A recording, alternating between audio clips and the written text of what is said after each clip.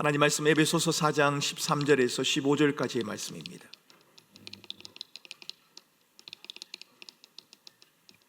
에베소서 4장 13절에서 15절까지 말씀을 우리 한 목소리로 읽도록 하겠습니다. 13절에서 15절까지를 함께 읽겠습니다. 함께 읽습니다. 우리가 다 하나님의 아들을 믿는 것과 아는 일에 하나가 되어 온전한 사람을 이루어 그리스도의 장성한 분량이 충만한 데까지 이르리니, 이는 우리가 이제부터 어린아이가 되지 아니하며 사람의 속임수와 간사한 유혹에 빠져 온갖 교훈의 풍조에 밀려 요동하지 않게 하려 함이라. 오직 사랑 안에서 참된 것을 하여 범사에 그에게까지 자랄지라. 그는 머리니 곧 그리스도라. 아멘. 우리 금요일마다 우리 교회의 사역 비전 나눔을 하고 있습니다. 오늘은 이제 양육에 관한 내용들을 나누려고 합니다. 어디서 자꾸 소리가 나죠? 이게 무슨 소리인지는 모르겠는데 아마 이 강대상 소리인 것 같습니다. 네, 강대상 소리인 것 같은데. 네, PPT를 한번 올려주시겠습니까? PPT를 안 받으셨나요? 네, 세 번째. 네, 저한테 이걸 주시면 제가 넘길 수 있으면 더 좋을 것 같은데. 예. 우리 교회의 사역 비전 나눔을 하고 있는 중입니다. 교회에는 5가지 기능이 있다라고 말씀드렸습니다. 5가지 기억하시겠습니까? 자, 한번 읽어보겠습니다. 예배, 선교, 교육, 양육, 교제, 봉사, 섬김. 예, 이렇게 5가지의 기능을 교회가 수행을 하게 됩니다. 하나님께서 교회를 통해서 그 일들을 행하기를 원하십니다. 첫 번째 시간에 나눴던 것이 예배입니다. 예배가 무엇입니까? 예배 다음에 있는 글씨를 읽어봅니다. 자, 같이 읽습니다. 자, 시작. 하나님과의 만남. 예, 예배는 하나님과의 만남입니다. 예배라고 하는 것은 우리의 마음에 필요한 부분을 채운다. 물론 그런 기능도 있습니다. 하지만 예배에 있어서 가장 중요한 것은 하나님과의 만남, 하나님의 임재가 있는 그 예배가 온전한 예배가 되는 것입니다. 예배의 주인공은 누구인가요? 당연히 하나님입니다. 예배의 주인공은 하나님이고, 예배를 만드신 분도 하나님이시고, 예배를 받으시는 분도 하나님이시고, 예배를 인도해 가시는 분도 하나님이십니다. 그래서 우리가 예배의 자리에 나올 때마다 그 하나님의 임재를 사모해야 하고, 하나님께서 우리를 이끌어 가시기를, 우리 가운데 하나님의 놀라운 은혜를 베푸시기를 위해 우리가 기도하고 또한 그렇게 기대해야 하는 것입니다. 이 예배에 대해서 존 파이프 목사님이 하신 말씀을 여러분들에게 소개를 드렸습니다. 우리 다시 한번 읽어보겠습니다. 밑에 있는 교회의 궁극적인 목표는, 같이 읽습니다. 자, 시작. 교회의 궁극적인 목표는 선교가 아니라 예배이다. 왜냐하면 궁극적으로 중요한 것은 사람이 아니라 하나님이시기 때문이다. 이 세대가 끝나고 헤아릴 수 없이 많은 구속받은 무리가 하나님의 보좌 앞에 엎드릴 때 선교는 더 이상 존재하지 않을 것이다. 선교는 잠깐 동안 필요하지만 예배는 영원히 남는다. 예, 맞습니다. 이 존 파이프 목사님의 말씀은 절대 옳습니다. 선교는 언젠가 사라질 것입니다. 주님이 오시면 더 이상 선교할 필요가 없죠. 우리가 전도할 필요가 없죠. 요한계시록에 나오는 것처럼 하나님의 거룩한 백성들이 하나님의 보좌 앞에서 하나님을 찬양하고 높이는 그 날이 되면 더 이상의 선교도, 더 이상의 사역도, 더 이상의 봉사도, 더 이상의 전도도 필요 없을 것입니다. 교회의 궁극적인 목표는 선교가 아니라 예배입니다. 그러면 선교가 필요 없는 것이냐? 그렇지는 않습니다. 그렇게 말할 수는 없습니다. 선교의 목표가 무엇입니까? 선교의 목표는 모든 민족이 하나님의 위대하심을 인정하고 기뻐하는 것입니다. 하나님을 예배하게 하는 것, 여러분, 그게 선교이지요. 그래서 이 선교와 예배는 나누어질 수 없습니다. 예배자가 선교할 수 있고, 선교의 목표는 예배하게 하는 것입니다. 모든 민족이 하나님의 위대하심을 높이고 찬양하는 것, 그것이 바로 선교의 목표라고 말할 수 있죠. 예배는 선교의 목표인 동시에 동력원이 되어진다. 우리가 예배를 잘 드려야 선교를 할 수 있는 겁니다. 예배를 잘 드리지 못하고 하나님이 어떤 분인지를 잘 모른 채 선교를 한다, 조금 어불성설이 되겠죠. 우리 자신들의 열심을 만족시킬 수는 있겠지만, 나의 만족을 추구할 수는 있겠지만, 그 가운데서 하나님이 드러나지 않으면 그것은 온전한 선교라고 말할 수 없습니다. 예배에 관해서 말씀을 드리면서 하나님이 임재하시는, 하나님이 예배의 중심이다라는 것을 우리가 고백하면서 우리 꿈꾸는 교회의 예배가 이렇게 되어지기를 우리는 원합니다. 어떤 예배가 되기를 원합니까? 하나님의 임재가 넘쳐나는 예배. 그래서 여러분 우리의 공적인 예배의 자리에 나올 때마다 이것을 위해서 기도하셔야 합니다. 하나님, 오늘 예배 가운데 하나님의 임재가 임하게 하여 주옵소서. 내 마음이 고나고 내 마음이 지치고 힘들고 어려워서 정말 박수치고 찬양할 그럴 마음도 전혀 없고 예배당에 나와서 예배 드리고자 하는 그런 의욕조차 없는데, 그래도 할 수 없이 제가 이 자리에 나와 있지만 그 하나님의 임재가 나의 마음 가운데, 우리의 회중 가운데 충만히 임하게 하여 주옵소서. 빛이 어둠에 임하면 어둠이 물러가지 않습니까? 우리가 가지고 있는 삶의 고난과 어려움, 그것이 해결되지 않을런지는 모르겠습니다만 그보다 더 큰 하나님의 임재가 우리 가운데 임하면 그것을 넉넉히 딛고 일어설 수 있는 힘이 우리에게 주어지지 않겠느냐 말입니다. 그래서 여러분들이 하나님의 임재가 넘치는 예배가 되게 해달라, 매 시간마다 그렇게 기도하셔야 하지만 특별히 주일 공예배를 앞두고 토요일 저녁쯤 돼서는 가족들과 함께 예배드리는 시간에, 식사하는 시간에 예배를 위해서 한번 기도해 주시기를 바랍니다. 하나님, 내일 주일 예배가 하나님의 임재가 넘치는 예배가 되게 해주십시오. 그래서 하나님을 알지 못하는 사람들은 하나님을 알도록, 이미 하나님을 알고 있는 사람들은 그 하나님을 더 사랑하고 더 깊이 고백할 수 있도록 주님 은혜를 다하여 주옵소서. 그 하나님의 임재가 임하기 위해서 모든 것이 다 중요합니다. 예배 시간 가운데 기도도 중요하고 찬양도 중요하고 다 중요한데, 특별히 하나님의 임재를 나타내는 놀라운 방편이 있는데 그것은 바로 말씀입니다. 히브리서 기자가 말했던 것처럼 옛적에는 하나님께서 여러 모양으로 우리에게 말씀을 하셨습니다. 그런데 지금은 아들이신 예수 그리스도를 통하여 우리에게 말씀하신다고 말씀하지 않습니까? 그리고 아들이신 예수 그리스도에 관한 기록된 그것이 바로 성경입니다. 그래서 하나님의 말씀이 바르게 선포되어질 때 우리는 하나님이 어떤 분인지를 알아가게 되는 것입니다. 우리 꿈꾸는 교회가 추구하는 예배가 어떤 예배입니까? 공동체의 하나됨을 고백하는 공적인 예배입니다. 왜요? 동일하신 한 하나님을 우리가 고백하지 않습니까? 공동체의 하나됨을 고백하는 공적인 예배를 확인할 수 있는 중요한 방편이 바로 성찬이다라고 말씀을 드렸습니다. 저희 교회가 물리적인 제한들 때문에 주일날 성찬을 아직까지 제가 한 번도 해보지 못했습니다만 올해는 제가 주일날 성찬을 한번 해보려고 합니다. 성찬을 하는 이유는 그냥 순서가 되었기 때문에, 그런 절차가 있으니까 하는 것이 아니라 우리가 그리스도 예수 안에서 한 몸입니다. 그리스도의 찢긴 몸을 우리가 먹고 마시는, 우리가 한 지체입니다, 하나의 공동체입니다라는 것을 확인하는 그 은혜의 방편이 바로 성찬입니다. 그 공동체의 하나됨을 고백하는 예배를 위해서 우리가 기도해야 합니다. 또 우리가 기도해야 할 것은 온 세대가 어우러지는 예배. 늘 말씀드립니다만 저희 교회 예배에서는 조금 어수선하더라도, 아이들이 조금 소란스럽게 하더라도 아이들이 어른들과 함께 앉아서 예배 드리는 것을 조금 더 불편해하지 않도록 그렇게 여러분들이 배려를 해주시면 좋겠습니다. 늘 말씀드립니다만 그 아이들이 우는 것처럼 여러분들도, 저도 어릴 때 이 자리에서 울었을 것 아닙니까? 예배 시간에 좀 방해가 되는 행동을 할 수도 있지 않았겠습니까? 그래서 혹 아이들을 안고 예배실에 들어와서 예배를 드리는 엄마 아빠들이 아이가 찡찡거리거나 울어서 들었다 나갔다 들어갔다 나갔다를 반복한다고 해도 여러분들이 눈치를 주셔서는 안 됩니다. 그 아이도 하나님 앞에 예배를 드려야 되는 인격체고 신앙인이기 때문에 그렇습니다. 온 세대가 어우러지는 예배, 우리는 그것을 위해서 기도합니다. 지난번에 우리는 선교에 대해서 말씀을 드렸습니다. 우리 교회가 하는 선교, 온 민족이, 모든 민족이 하나님을 인정하고 예배하는 그 모습을 꿈꾸는 것이 우리는 선교다라고 말씀을 드렸습니다. 그래서 우리가 선교에 동력을 하고 있죠. 여러 선교사님들과 함께 동력을 하고 그분들을 위해서 후원하고 기도하고 단기 선교를 가기도 하고 여러 가지 일들을 하고 있습니다. 또 미전도 종족 선교에 대해서도 관심을 가져야 된다고 여러분들에게 말씀을 드렸습니다. 아직까지도 예수 그리스도에 대해서 들어보지 못한 민족들이 생각보다 많이 있습니다. 자기 말로 번역된 성경을 가지지 못한 분들도 많이 있습니다. 오늘 제가 오전에 어느 한 단체의 모임에 초대를 받아서 다녀왔습니다. 같이 다녀왔는데 거기는 성경을 나누어 주는 일을 하는 단체였습니다. 성도들이 헌금을 하고 후원한 것을 가지고 성경을 인쇄해서, 아마 여러분들도 학교 다닐 적에 한 번쯤은 받아보지 않으셨을까 싶은데요, 지금도 여러분 호텔이나 어디에 가서 서랍을 열어보면 성경이 들어있는 곳이 있지 않습니까? 그 사역들을 감당하고 있는 단체가 오늘 어떤 행사를 하는데 초대를 해주셔서 한번 다녀왔습니다만, 거기에서 한 분이 간증을 하는 것을 제가 들었습니다. 아프리카 우간다 한 지역에 성경을 전달을 했답니다. 성경을 전달을 했는데 우간다 그 지역에는 아이들이 학교에서 읽을 수 있는 책이 단 한 권도 없고 성경밖에는 없답니다. 성경밖에 없어서 그 우간다에 있는 아이들이 성경을 읽는 겁니다.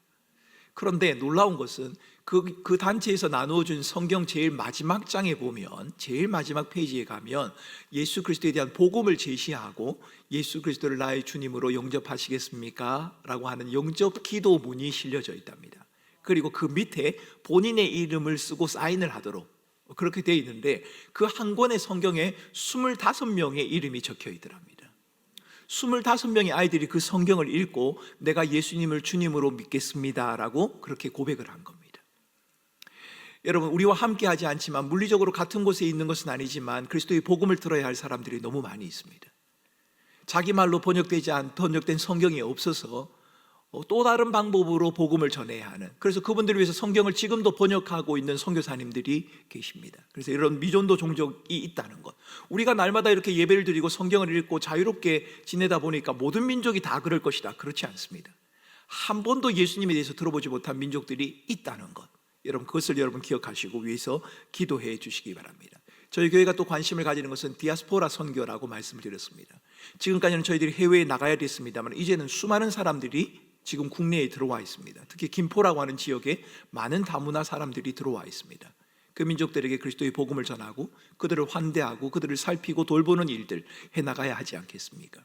거점 지역 선교에 대해서는 지금 올 한 해 저희 교회가 좀 연구를 하고 고민을 하고 결정을 하게 될 것입니다. 여러 곳을 돕는 것도 필요합니다. 그런데 그 가운데 특정 한 지역을 정해서 저희 교회가 집중적으로 한번 섬기고 돌볼 필요가 있지 않을까라는 생각이 듭니다. 5년, 10년, 길게는 20년 가까이 그곳을 계속해서 방문을 하다 보면 그곳과 깊은 관계를 맺을 수 있지 않겠습니까? 그곳에 필요한 부분들을 채워줄 수 있고, 그곳에 주님의 교회가 세워지고 현지 지도자가 양성되어져서 그 교회를 스스로 감당하고 그 마을을 스스로 이끌어 나갈 수 있는 그런 모습들을 볼 수 있지 않겠습니까? 할 수 있다면 저희 교회에서 나오는 배출되는 선교사님들을 그곳에 파송할 수도 있겠지요. 청년들이 신학을 하고 선교사가 되어서 그곳으로 가게 하는 그런 일들도 저희들이 할 수 있지 않겠습니까? 이것이 바로 이제 거점 지역 선교입니다. 선교 동원과 동력화, 이제 여름 되면 이제 단기 선교를 하게 됩니다만은, 선교를 한다고 할 때 중요한 것은 선교를 할 수 있는 사람이 있어야 하지 않겠습니까? 그 사람을 있게 하는, 그 사람들에게 동기를 부여하게 하는, 그 참여할 수 있는 길을 열어주는 그 일들을 위해서 선교 동원과 동력화를 위해서도 우리가 기도해야 할 것입니다. 통일 선교, 저희 교회에 찾아온 탈북민들이 계십니다. 이제 몇 주 뒤에 탈북민 교회를 하고 계신 목사님과 사모님이 오셔서 그 몇 차례를 인도하게 될 텐데요, 그분들을 우리가 어떻게 섬겨야 할 것인가, 또 그분들이 장차 통일이 되었을 때 북한이라고 하는 그 지역 속에서 그분들이 어떻게 역할을 해낼 수 있을 것인가, 여기에 대해서도 우리가 고민을 해야 될 겁니다. 아마 우리가 북한에 대해서 아는 것보다 그분들이 훨씬 더 많이 알지 않겠습니까? 같은 언어를 사용한다고 합니다만 문화적인 차이가 많이 있지 않습니까? 우리가 그분들에게 다가가는 것들과 그분들이 그분들에게 다가가는 것에는 아마도 온도 차이가 있을 겁니다. 이런 통일 선교를 교회가 어떻게 해나가야 할 것인가, 이 부분에 대해서도 우리가 고민하고 생각을 해야 할 겁니다. 오늘 함께 나눌 말씀은 바로 양육이라는 겁니다. 교회에서 양육, 교육을 하는 부분들을 두고 오늘 함께 말씀을 나누어 보려고 합니다. 저희 교회가 앞으로 하게 되는 양육에 있어서 가장 중요한 핵심 가치가 있습니다. 중요시 여기는 것이 있습니다. 그것이 뭔가 하면 함께하는 믿음의 공동체라는 겁니다. 아마도 제가 저희 교회의 담임 목사로 사역하는 동안, 은퇴하기 전까지 여러분들이 계속해서 들을 말들은 바로 함께라는 말일 겁니다. 함께라는 말, 이 함께라는 말이 저는 우리 성경에 나오는 모든 내용을 요약하는 핵심어다라고 저는 그렇게 말하고 싶습니다. 왜냐하면 교회가, 또 하나님의 백성들이 개인이라기보다는 공동체로 부름을 받았기 때문입니다. 함께하는 믿음의 공동체를 이루기 위해서 양육을 해갈 것이고, 그 양육 가운데 함께라고 하는 가치를 담으려고 애를 쓰게 될 것입니다. 여러분, 양육과 사육의 차이를 아십니까? 이건 제가 한 건 아니고요, 어느 목사님이 양육과 사육을 잘 설명해 주셔서 그걸 제가 좀 빌려왔습니다. 양육과 사육을 사전에 찾아보면 의미는 같습니다. 잘 기르고 키움, 똑같습니다. 양육도 그렇고요, 사육도 그렇습니다. 근데 일반적으로 양육이라고 말하면 우리는 아이를 기를 때 사용하고요, 사육은요, 짐승을 기를 때 사용을 합니다. 그런데 양육이 이루어져야 하는 가정과 교회에서 양육이 이루어지기보다는 사육이 이루어지는 경우가 많이 있습니다. 우리는 의도하지 않았는데 양육을 해야 되는데 양육은 하지 않고 사육을 하는 경우가 있다는 겁니다. 사실은 제가 이 금요 철야를 준비하면서 이 내용을 사실 이 주일날 부모 기도회 할 때도 사용해야 되는 내용이라서 이걸 빼고 할까라고 생각을 했는데 뺄 수가 없는 내용이었기 때문에 오늘도 하고 주일도 제가 또 해야 될 것 같습니다만, 여러분 양육과 사육의 차이를 한번 보시기 바랍니다. 먹이고 기르는 궁극적인 차이는 똑같습니다. 먹이고 기른다. 양육도 먹이고 기르는 거고요, 사육도 먹이고 기르는 겁니다. 그런데 양육은요, 양육받는 사람을 위한 것입니다. 그런데 사육은요, 사육하는 사람을 위한 겁니다. 여러분, 제가 돼지를 기른다고 한번 생각을 해보십시오. 돼지가 누구를 위해 존재하나요? 저를 위해 존재하는 겁니다. 저는 그 돼지를 잘 길러서 팔든지 잡아먹든지 그렇게 하려고 제가 키우는 거지, 제가 돼지를 잘 모시려고 키우는 건 절대 아닙니다. 사육하는 사람을 위한 겁니다. 제가 아무리 짐승을 예쁘게 키우고 잘 키워도 그것은 나를 위한 것입니다. 그렇지 않습니까? 이것은 사육입니다. 그런데 양육은요, 양육받는 사람을 위한 겁니다. 나를 위한 것이 아니라 나의 대상이 되는 아이를 위한 것입니다. 우리 부모들이 주로 실수하는 것 가운데 저도 그런 실수를 참 많이 합니다. 다 이건 너를 위한 거야, 이렇게 말을 하죠. 너를 위해서 이렇게 한 거야. 네가 잘 되려면 이렇게 해야 돼. 그런데 가만히 생각해 보면 그것은 아이를 위한 것이기보다는 부모의 만족을 위한 경우가 많을 때가 있지 않습니까? 이건 양육이 아니라 뭘 하는 거라고요? 사육을 하시는 거죠. 아이를 통해서 부모의 만족을 추구하는 거 아닙니까? 제가 오늘 이야기하면 아이들이 집에 가서 엄마 그동안 나를 사육했지? 이렇게 말하는 아이들이 많을 것 같은데, 사랑 하트까지 이렇게 막, 오늘은 아이들을 오지 말라고 하게 될 것 같습니다만, 어디 엄마 아빠들이 다 사육만 했겠습니까? 사육도 하고 양육도 아마 했을 거고, 양육한다고 생각했는데 결과적으로 사육이 된 것도 있을 겁니다만은, 양육과 사육은 분명한 차이가 있습니다. 양육은 양육을 받는 대상을 위한 것입니다. 그런데 사육은 그것을 잘 먹이고 기르는 그 사람의 만족을 위한 것입니다. 이게 양육과 사육의 차이입니다. 양육은요, 상대방을 도와서 스스로 결정하고 판단을 할 수 있게 해주는 겁니다. 스스로가 판단하고 결정할 수 있도록 해주는 것, 이게 양육입니다. 그런데 사육은요, 사육하는 사람의 원함과 판단에 의존하게 하는 겁니다. 여러분, 제가 이 돼지를 기르면서 돼지에게 너 어떻게 기르면 좋을까 물어보겠습니까? 그럴 일은 없을 겁니다. 그 돼지는 전적으로 저를 믿어야 합니다. 저의 판단을 따라야 합니다. 이건 사육이 되는 거죠. 이 사육과 양육은 한 끗 차이입니다. 나타나는 것은 똑같을 겁니다. 그런데 가만히 살펴보면 그 내용이 근본적으로 다릅니다.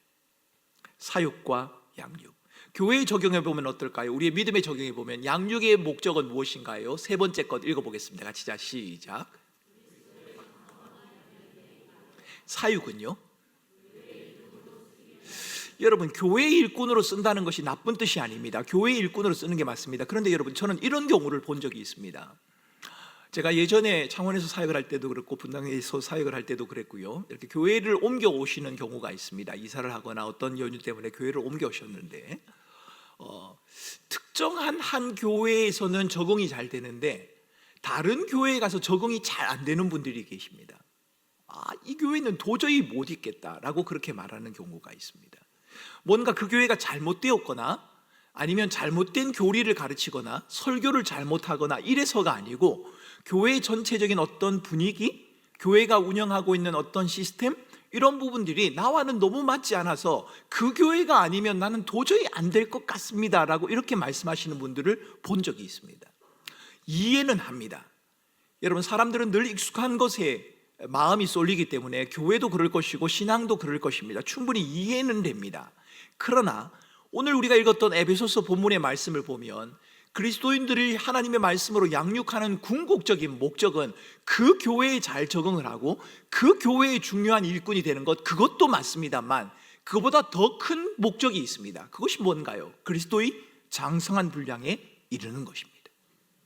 어떤 형편과 상황에 처하더라도 그리스도의 신실한 일꾼으로 하나님 앞에서 믿음 생활을 잘 할 수 있도록 하는 것, 여러분, 이것이 바로 양육의 목적이어야 합니다. 그 교회가 아니면 안 돼, 그 목사님이 아니면 안 돼, 여러분, 이것은 별로 좋은 말이 아닙니다. 물론 그 목사님과 그 교회가 가진 탁월함이 있을 수 있습니다. 그럼에도 불구하고 여러분, 그 탁월함에 머물러 버린다면 어쩌면 우리는 사육된 것일 수 있다는 겁니다. 여러분 지금 고인이 되셨습니다. 제가 말씀을 드려도 될 것 같습니다. 이건 공적으로 이미 많이 말씀을 하셨기 때문에 우리 옥하는 목사님, 제자훈련으로 유명한 목사님이지 않습니까? 고인이 되셨습니다. 근데 옥하는 목사님이 생전에 그런 말씀을 하신 적이 있습니다. 내가 제자훈련을 통해서 그리스도의 제자를 만든 게 아니라 옥하는의 제자로 만든 것 같다, 이런 말씀을 하신 적이 있습니다.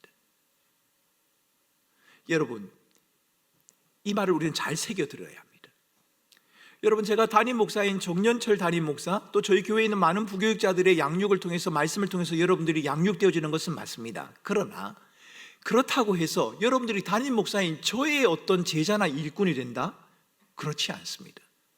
그리스도의 온전한 일꾼, 어떤 형편과 상황에 처하더라도 그리스도의 신실한 일꾼으로 하나님의 말씀을 바르게 분별하고 거짓 유혹에 휩싸이지 아니하고 그리스도의 장성한 분량에까지 자라갈 수 있도록 하게 하는 것, 여러분, 그것이 바로 양육의 목적이라는 겁니다.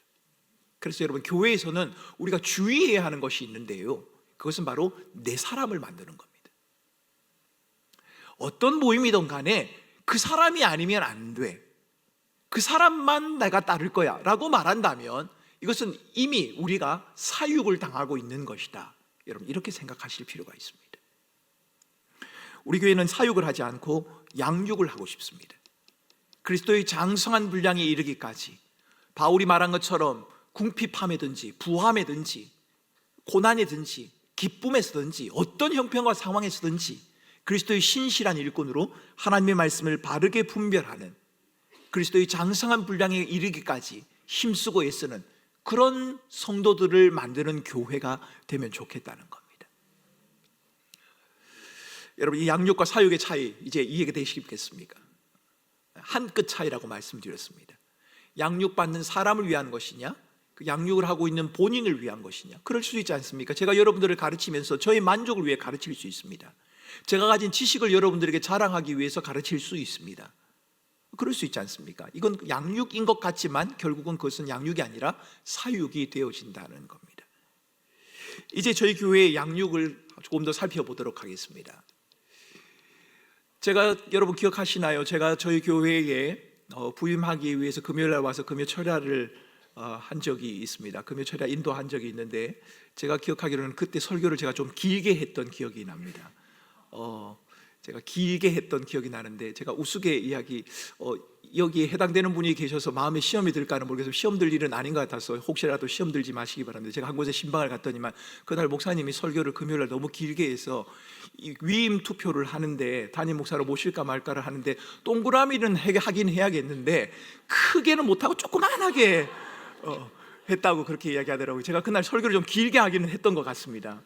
그런데 여러분, 그 설교했던 내용들을 기억하십니까? 바로 저 트라이앵글입니다. 지식과 동의와 신뢰라고 하는 부분에 대해서 여러분들에게 설교했던 여러분 기억을 떠올려 보시기 바랍니다. 어떤 것이 양육의 목표가 될까? 어떤 것이 성경이 말하는 온전한 사람일까? 이 지식과 동의와 신뢰라는 이 트라이앵글을, 이 삼각형을 늘 여러분들의 머릿속에 간직해 주시면 여러분들이 신앙을 유지하는 데도, 또 여러분들의 자녀를 양육하는 데도 많은 도움이 되시리라 생각합니다. 지식은 뭔가요? 바른 지식을 소유한 사람, 아는 것이 중요합니다. 여러분, 신앙은 지식이 아니다, 그렇지 않습니다.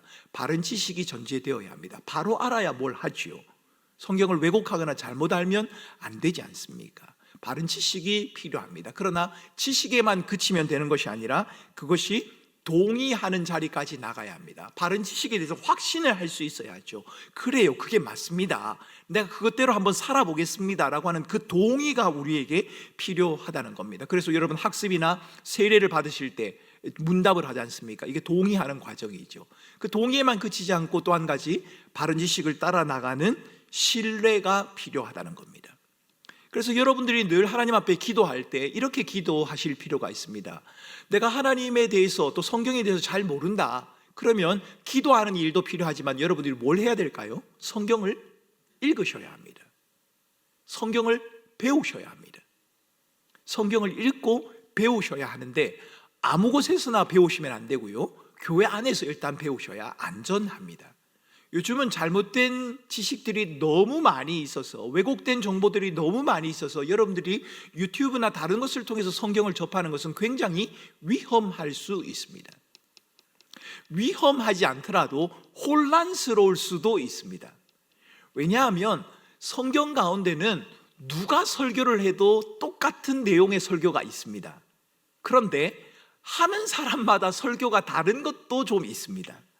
어떤 부분을 강조하느냐, 어느 부분에 중점을 두고 있느냐에 따라서 그 본문을 해석하는 것들이 좀 다를 수 있습니다. 그래서 여러분들이 어느 정도 신앙의 성숙이 이루어져서 어떤 성경을 보더라도 어떤 설교를 듣더라도 그것을 걸러낼 수 있고 이해할 수 있으면 괜찮은데, 어느 정도 신앙의 기본들이 잡혀져 있지 않는 상태에서 이런저런 설교들이나 성경 공부들을 많이 접하게 되면 굉장히 혼란스럽습니다.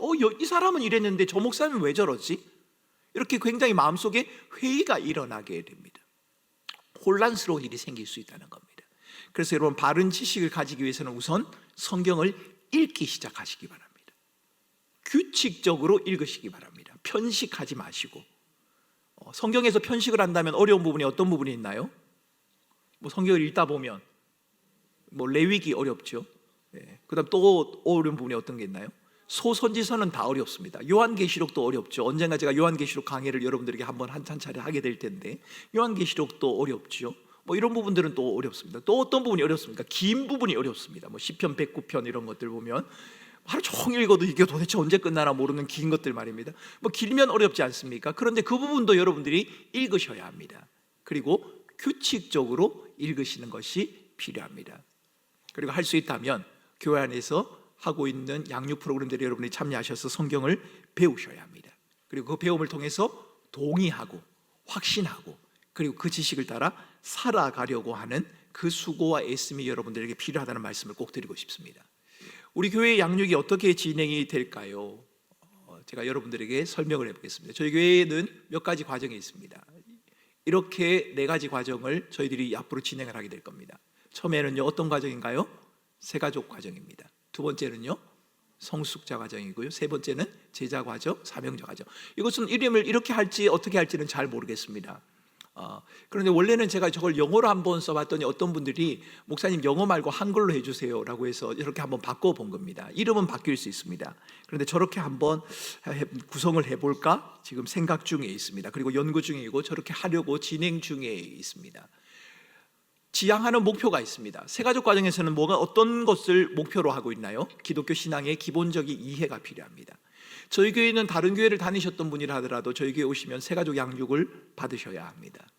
물론 주수에 있어서 조금 줄 수는 있습니다.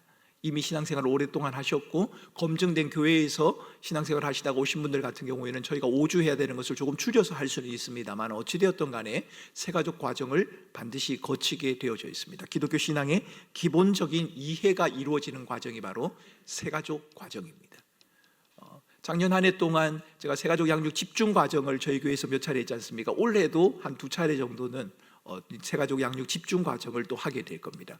그 과정을 듣지 못한 분들이 기독교 신앙의 기본적인 개념이 무엇인가를 배워가는 그 과정이 새가족 과정이기 때문에 그렇습니다. 두 번째는요, 성숙자 과정입니다. 자, 같이 읽어보겠습니다. 성숙자 과정 옆에 있는 같이 기독교 신앙의 시작.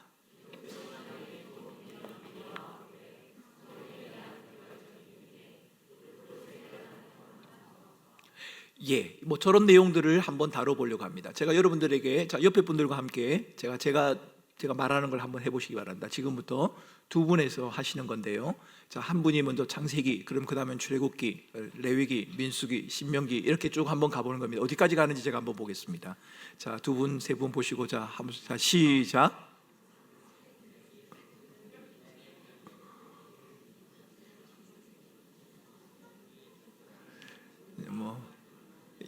더 가면 여러분 시험 드실 것 같고요. 금요일에 오셔가지고 거기까지만 하겠습니다.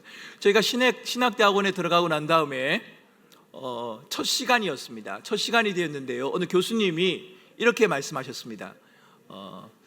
계속 하시는데 계속 하시려고 하시는데 집에 가서 하시고 그만하셔도 되는데요. 교수님이 뭐라고 말씀하셨냐면 첫 시간에 들어오셔서 히스기야 3장 8절을 펴니다. 이렇게 했습니다. 히스기야 3장 8절을 펴니다. 히스기야 3장 8절을 펴니다 라고 했더니 신학생들이 저희들이 120명 있었습니다. 120명 전부 다가 성경을 막 히스기야서 많이 듣던 이름이잖아요. 히스기야. 근데 히스기야는 사람이지만 히스기야서는 없지 않습니까? 히브리서는 있지만 히스기야서는 없단 말입니다. 여러분, 우리가 성숙자 과정에서 우리가 알아야 될 것들은 성경적인 개관이 좀 필요합니다. 성경에는 몇 권이 있는지, 어디에 있는지는 알아야 하지 않습니까? 말라기를 찾자고 하는데 요한계시록을 찾으면 안 되지 않습니까? 제가 세례를 받을 때, 중학교 때 세례를 받았는데요, 그때 세례 문답 질문이 그거였습니다. 구약 성경의 제일 마지막이 뭔가요? 라는 것이었습니다. 그때 제가 말라기라고 대답을 못했습니다. 그래서 목사님께 혼이 나고, 말라기가 구약 성경의 제일 마지막이다, 그렇게 가르침을 주신 후에 제가 세례를 받은 적이 있습니다.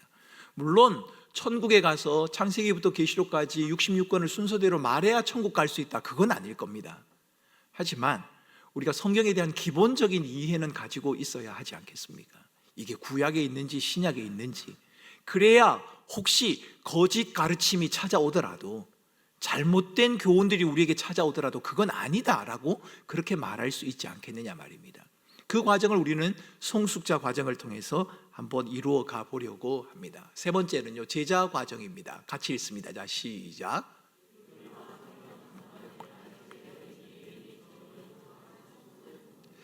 네, 제가 저희 교회 부임한 이후에 어떤 성도가 그러시더라고요. 목사님이 부임하고 난 다음에 많이 듣는 단어 중에 하나가 바로 교리라고 하는 단어입니다 라고 하는 말씀을 제게 하셨습니다. 여러분, 교리가 뭘까? 누가 제게 묻는다면 교리는 집을 지키는 담장과도 같습니다. 펜스와 같습니다. 집을 지키는 담장과 같은 것이 교리입니다. 교리라고 하는 것은 왜 만들어졌을까? 두 가지 이유 때문입니다. 한 가지는 창세기부터 계시록까지 가는 66권의 성경을 모두가 다 이해해내기가 어렵기 때문에 그것을 집대성해서 요약해서 핵심적인 부분을 발췌해서 꼭 알아야 되는 그 내용들을 가르치기 위해서 교리가 만들어졌습니다. 그래서 소교리 문답은 아이들을 위해서, 대교리 문답은 어른들을 위해서 그렇게 만들어진 겁니다. 교리가 만들어진 또 하나의 이유가 있습니다. 제가 담장과 같다라고 말씀했지 않습니까? 집을 침입하는 짐승들이 자꾸만 있는 겁니다. 달리 말하면 이단이 있는 거죠. 성경을 왜곡합니다. 성경을 자꾸만 거짓된 것으로 가르칩니다. 그런데 여러분, 다른 이단들이 가르치는 성경의 이야기를 들어보면 아주 그럴듯합니다. 특별히 어떤 이단 같은 경우는요, 저희가 잘 아는 그 이단들 같은 경우에는 성경에 나오는 한글 글자를 가지고 글자 맞추기를 합니다. 곳곳에 나오는 한글 글자를 다 찾아서 그것을 서로 연관되는 것으로 합니다. 그래서 그분들은 절대 영어 성경을 보지 않습니다. 헬라어 성경, 히브리어 성경 이야기하면 그분들은 한글 성경만 가지고 말을 하자라고 그렇게 말을 합니다. 그런데 한글 성경에 똑같이 번역된 것이라고 해도 헬라어나 히브리어, 영어만 봐도 같은 의미가 아닌 것이 너무 많이 있습니다. 그런 내용들을 우리가 일일이 다 하나하나 살필 수 없기 때문에 그런 담장과 같은 역할을 할 수 있도록 만들어준 것이 교리다. 우리가 안전하게 신앙생활을 할 수 있도록. 그래서 그런 부분들에 대한 내용들을 이해해 갈 수 있도록 제자 과정을 진행을 하려고 합니다. 지금 수요 기도회 때 이제 저희 교육자들이 교리문답 설교를 여러분들이 하고 있습니다. 여러분, 별것 아닌 것 같습니다만 저희 어머님이 위에 소천을 하시고 하나님 나라 가셨습니다만 저희 어머님은 글자를 모르는 분입니다. 초등학교를 다니다가 마셨기 때문에 글자를 못 배우셨어요. 글씨를 못 배우셨는데 어느 날 제가 갔더니만 성경을 쓰고 계시더라고요. 그래서 어떻게 하시느냐라고 했더니 성경을 계속해서 듣고 그냥 글자 모양을 흉내를 내서 종이에 쓰기 시작했대요. 그러다 보니까 글자가 익혀진 겁니다. 그런데 여러분, 제가 놀란 것은 저희 어머님이 다녔던 대구 교회에서 수요 기도회 때 항상 교리 설교를 했습니다. 성경의 교리, 핵심 사항, 용어 풀이 이런 식으로 설교해 갔습니다. 그걸 몇 년 동안 한 겁니다. 그러니까 어느 날 제가 신학생인데 저희 교회 집에 가서 저희 어머니와 이렇게 대화를 나누는 중에, 야, 이분이 보통이 아니다. 저희 어머님은 이렇게 누가 이렇게 예를 들어서 이단들이 가르침들을 이렇게 하면 그 이단이네, 그 잘못됐네, 금방금방 아세요. 몇 년을 들었으니까요. 펜스가 튼튼하게 쳐져 있으니까요. 그래서 이 펜스와 같은 역할을 하는 것이 교리입니다. 그래서 이 부분들을 우리가 교회에서 함께 배워 나가는 시간들을 가져보려고 합니다. 또 한 가지가 있습니다. 사명자 과정입니다. 언제까지 배우고만 있을 수는 없겠죠. 스스로 삶의 영역에 있어서 주되심을 인정하고 다른 사람들을 섬기고 돌보는 지도자의 자리까지도 나갈 수 있어야 하지 않겠습니까? 그래서 이 양육 과정들이 지금 준비하고 있는 과정들이 다 준비가 되어지면 빠르면 하반기 아니면 내년부터 저희 교회가 이제 양육 과정을 시작하게 될 텐데, 그때는 여러분 한 분도 빠지지 말고 어느 과정이든지 들어가셔서 해당되는 과정에서 열심히 배우시기 바랍니다. 언제까지 배워야 될까요? 언제까지요? 예, 죽을 때까지. 이러면 말이 조금 과격하니까요. 어떻게 말해요? 주님 부르시는 그날까지. 그죠? 조금 폼 있어 보이죠? 죽을 때까지보다는 좀 나아 보이죠? 예. 주님 부르시는 그날까지 우리가 배워야 되는 겁니다. 언제까지? 그리스도의 장성한 분량에 이를 때까지. 우리가 그리스도의 장성한 분량에 이를 때까지 이 배움을 계속해 나가야 되는 겁니다. 예전에 많은 교회들에서 양육을 하면서 초급, 중급, 고급 아니면 지도자 과정 이렇게 표현을 하니까요, 어떤 분은 그러시더라고요. 저는 지도자 과정까지 다 했기 때문에 더 이상 할 게 없습니다, 그러시더라고요. 근데 그러면 안 되고요. 지도자 과정까지 다 했으면 다시 어떻게? 다시 초급을 가르치는 과정으로 또 가셔야 되겠죠. 주님 오시는 그날까지, 죽는 그날까지, 그리스도의 장성한 분량에 이르는 그날까지 우리가 함께 배움을 해나가야 된다는 겁니다. 세가족 교육도 하고 교사, 부모, 가정을 세우는 직분자 교육, 세계관 교육 이런 것들은 교회 안에서 진행을 하게 될 겁니다. 어떤 형태로요? 제일 중요한 것은 제일 여러분들에게 효과적인 것은 사실 소그룹 나눔입니다. 함께 모여서 소그룹이 함께 배운 것을 나누고 삶을 나누고 하면 이것이 배움에 있어서 가장 유익한 방법이기는 합니다. 그런데 이게 물리적으로 저희 교회가 하기에는 한계가 있기 때문에 소그룹 나눔도 물론 하겠습니다만 영상 교육 자료도 여러분들을 위해서 준비를 해보겠습니다. 못 오시는 분이 계실 것 아닙니까? 제가 오늘 우리 같이 기도하면서도 금요철에 오고 싶지만 지금 이 시간도 일을 하셔야 되는 분들이 계신단 말입니다. 주중에 양육 프로그램을 개설을 하지만 올 수 없는 분들도 있단 말입니다. 이제 그런 분들은 스스로 해나갈 수 있는 방법을 교회가 제공을 해드려야 될 것 아닙니까? 영상 자료도 저희들이 준비를 해봐야 될 거고요. 그리고 중요한 것은 책을 스스로 읽는 것도 중요합니다. 자기 스스로 읽고 자기가 공부하고 자기가 듣고 자기가 노력해 나가는 그런 과정들 말입니다.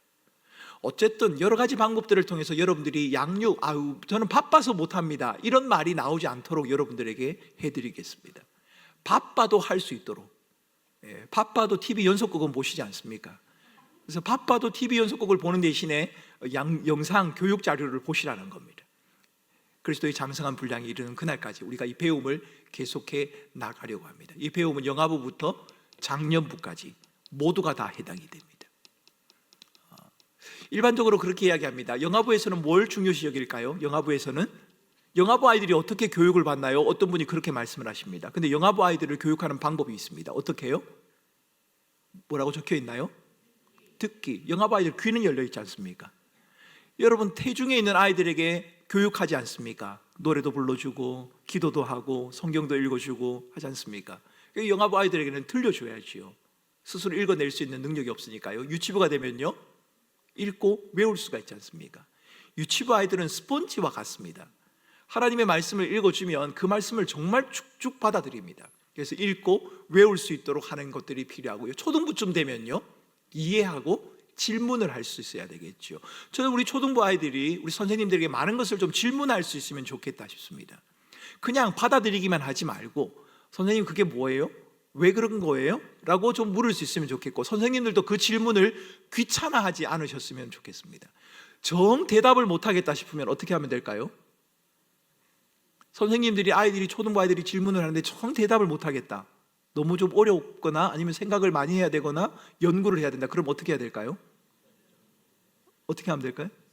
그렇죠. 저한테 보내지 말고 우리 부교육자들에게 보내시면 됩니다.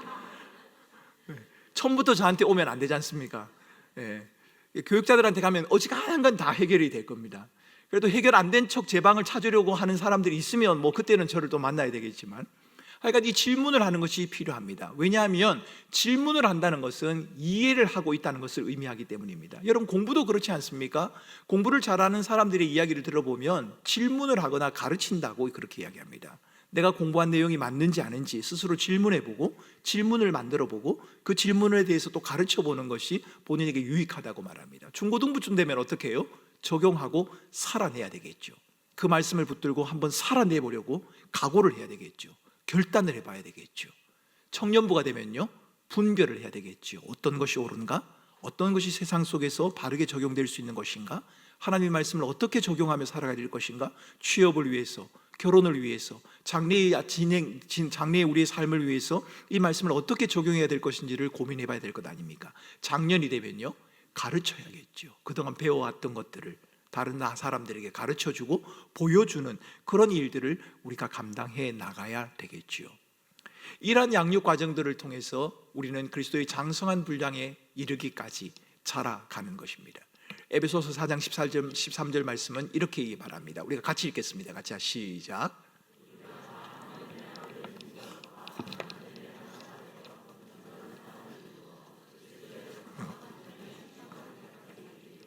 네, 여기서 온전한 사람이란 부족함이 없는 사람을 말하지 않습니다. 부족함이 없는 사람을 성경은 온전한 사람이다. 부족한 사람이 세상에 있나요? 없지요. 다 부족합니다. 다 부족함이 있습니다. 그런데 여기서 온전한 사람이다 라고 하는 그 말은 부족함이 없는 사람이다 라고 하는 그 말이 아니라 각자가 있어야 할 곳에서 자신의 역할을 감당할 수 있는 사람, 그것이 바로 온전한 사람이다, 이렇게 이해하시는 것이 맞을 겁니다. 자기가 주어진 자리에서 내가 해야 할 일이 무엇인지를 알고 내게 주어진 것을 사명으로 삼고 그 일을 하나님 앞에서 믿음으로 잘 감당해 갈 수 있는 사람. 그래서 저는 언제부터인가, 오래되진 않았습니다. 저도 이 사실을 깨달은 것이 얼마 되지 않아서 제가 저희 아이들을 위해서, 저희 아들, 딸을 위해서 기도할 때는 그렇게 기도합니다. 하나님 아버지, 우리 아이들이, 우리 주의 주찬이가 하나님이 두시는 자리에서 자기에게 주어진 일을 성실하게 잘 감당할 수 있도록 하나님 도와주십시오. 그 자리가 어떤 자리일런지는 모르겠습니다. 어떤 직장일런지도 모르고 어떤 가정을 꾸릴런지도 모르고 어디에서 살런지도 모르지만 하나님께서 주시는 그 자리에서 하나님이 주시는 소명을 따라 하나님이 힘주심을 힘입어서 주어진 일을 잘 감당할 수 있게 해주십시오. 우리가 그렇게 저는 기도하고 있습니다. 여러분, 우리 모든 성도들이 그러해야 하지 않겠습니까? 하나님을 알아가는 이 일에 우리가 다 하나가 되어서 하나님이 두시는 각자의 자리에서, 교회 안에서 각자의 자리에서, 또 가정에서 각자의 자리에서 하나님의 일들을 성실하게 잘 감당하는 그 일을 위해서 교회가, 또 우리 교육자들이 여러분들을 양육하는 일에 사육하지 않고 꿈꾸는 교회에 필요한 일꾼을 만드는 그것을 넘어서서 하나님 나라에, 여러분들이 김포에 사시든지 다른 지역으로 가시든지 아니면 다른 나라로 가시게 되든지 어느 지역에 있든지 간에 성실한 그리스도인으로, 그리스도의 장성한 분량에 이르는 믿음의 사람으로 살아갈 수 있도록 하는 그 일을 위해서 교회가 힘을 쓰고 노력해 보겠습니다. 이 일을 위해서 여러분들이 함께 마음을 모아주시고 함께 기도해 주시고 또 양육이 개설될 때 그 양육 과정에 기꺼이 함께 참여해 주시는 우리 모든 교우들이 되실 수 있기를 주님의 이름으로 축원합니다.